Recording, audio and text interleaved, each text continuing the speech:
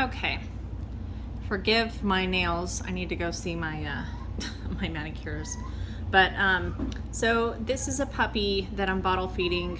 I kind of rigged my phone up on my groom table so I could show you this while I do this next feeding. When I talk about dehydrated, these puppies are a little dehydrated. So if I pick up the skin, you see how it kind of doesn't go back right away? This is what we call tenting. So this puppy, I may end up giving some sub-Q fluids here later on to catch this puppy up because it's dehydrated, and it's not good for them to be dehydrated like that. When I pick up the skin, it should bounce right back. All right, so, oh, she's hungry. He's hungry. So I need to, and I'm rolling him on his back just to show you. I guess he'll be happier if I go like this. So I'm gonna make him potty before I feed him. This is just a baby wipe like I told you. It's just easier, that way I can throw it away afterwards and it doesn't get all gross.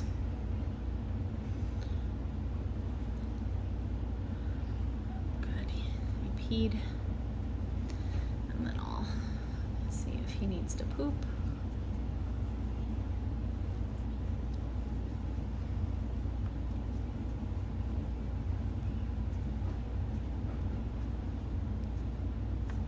This puppy almost always poops before I feed him.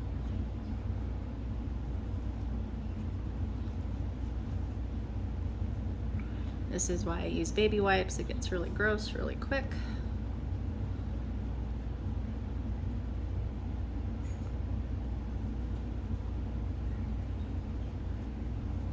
Okay. I think he's all clean. Oh, no, we're still going.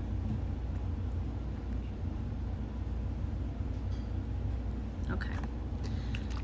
So now I have my bottle. I try to keep track of how much they're drinking. These guys are drinking like a 1/4 ounce at a time just because they're so little. This puppy is not even 4 ounces. So I like to lay them flat on a table or on my lap. And let's see, this is a weird angle for me. See if I can get the puppy to want to latch. There we go. I kind of just pop its little mouth on there. Now for a bigger puppy, I would hold the head like this. So I have its head secure in between these two fingers and I'm holding the bottle like this. These puppies don't really like that because they're so small. So I've just been kind of holding them on the bottle. There we go. But a bigger puppy, I definitely hold like that. And your bottle's more like this. It's not jacked up in the air. It's like kind of even more of a natural feeding position. And your puppy will come up to here on the nipple. This little guy, oh, drinking a little fast there, buddy. This little guy can barely get the end of the nipple in his mouth just because he's so tiny. But, okay. There you go. And I just kind of feed them until they decide that they, let go. It's really hard to feed them if they have to potty. They'll get fussy on the bottle. Sometimes they'll pop on, pop off. If they're not suckling right away, if you massage back here, so let me see if I can do it. So if you massage here, it will stimulate a puppy to suckle. It mimics the mom licking the puppy while they're trying to nurse and stimulates suckling. Good. Good. Okay.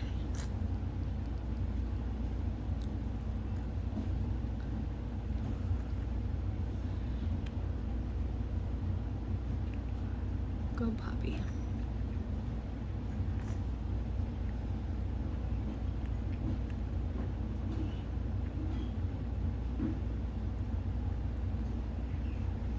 This puppy doesn't like me to hold him like that, so I'll just do what I've been doing before, kind of holding their head right on it.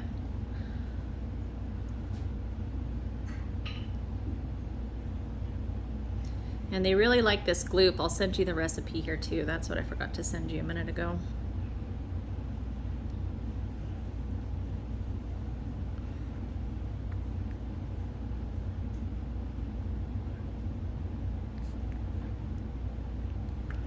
And your puppy may take like a 1/2 ounce at first, And this puppy's done. I can feel its belly's really full. And then I kind of burp them, just like, and I hold them up like this so that they don't, because if they have air in their tummy, they'll, and I put them down, they could burp and then spit up a whole bunch of formula. So I'll kind of just hold them up like this, burp them a little bit. The bigger puppies burp. These guys don't really burp that much, but I still do it. Okay, and I think you said you're a nurse, so I'm going to show you how to give sub-Q fluids to a little puppy. You might have some of this stuff, or you can get your hands on some of it. If your puppy is dehydrated like this, you really need to get some sub-Q fluids in them. So I'm gonna pause this for a second. Okay, so I have some lactated ringers. If you have, you can use lactated ringers, sodium chloride, whatever you have on hand. Let's see, I need to find a port on here. So I'm gonna draw some up in a syringe. Hold on. What is going on? There. Hold on a second.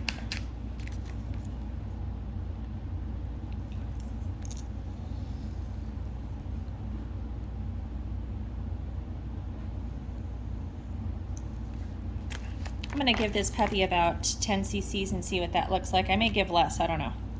I just wanna give it like a good little bolus. I don't know what that's gonna look like yet. Most of the dogs that we have are large breeds when we do this, like your puppy. So I got a hot, like this is really hot water, and I put it in here. I need to warm it up so I don't get the puppy cold.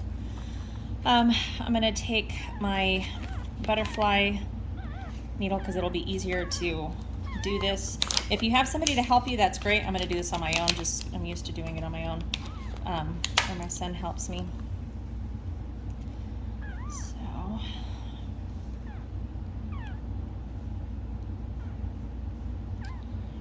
okay. And this needle's a little bit bigger than what I like.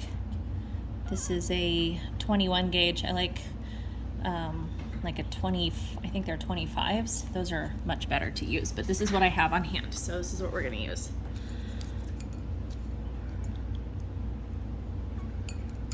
Okay.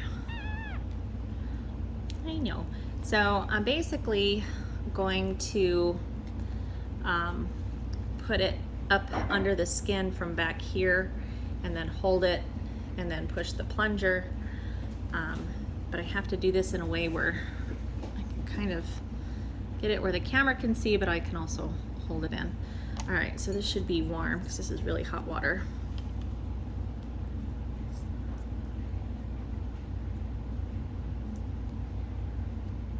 Okay, push all the air out. It's ready to go. Such a tiny puppy. So I'm gonna start it back here. And they scream. Make sure you go through all layers of the skin and that you don't poke it in one side and out through the other side. I've done that before. And I'm gonna be injecting this sub-Q, not, of course, IM. All right, so I have about 10 cc's in here. So I have it under the puppy's skin. I'm going to push. Sometimes this is uncomfortable. Sometimes if I'm through all the layers of the skin, it's not so bad. Yeah, so 10 cc's might be okay. I know, baby. Yeah, I'm gonna do 10 cc's. Okay, so that's kind of a lot for this little puppy, but my needle's kind of big. Yep, some of it's gonna come back out.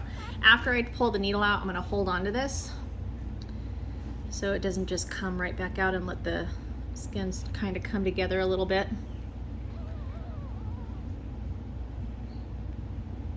Good, baby, and kind of just hold it here. And you can reuse that needle if you put it back in the sheath, or you can use a new needle every time you do this if you have enough supply of them. But just a butterfly, you're gonna use, I usually use like a 40 cc syringe. See if you can get, and so like for your guy, I'd do like or you have to look. I think it's like a 60 cc, although that one's really hard to push by yourself, so you may want to get one that's just below that. And something with a lure lock will make your life much easier, because if you're trying to push it and it's not a lock, it'll pop right out. So something like this works. This is just a 12 cc because it's a little tiny puppy.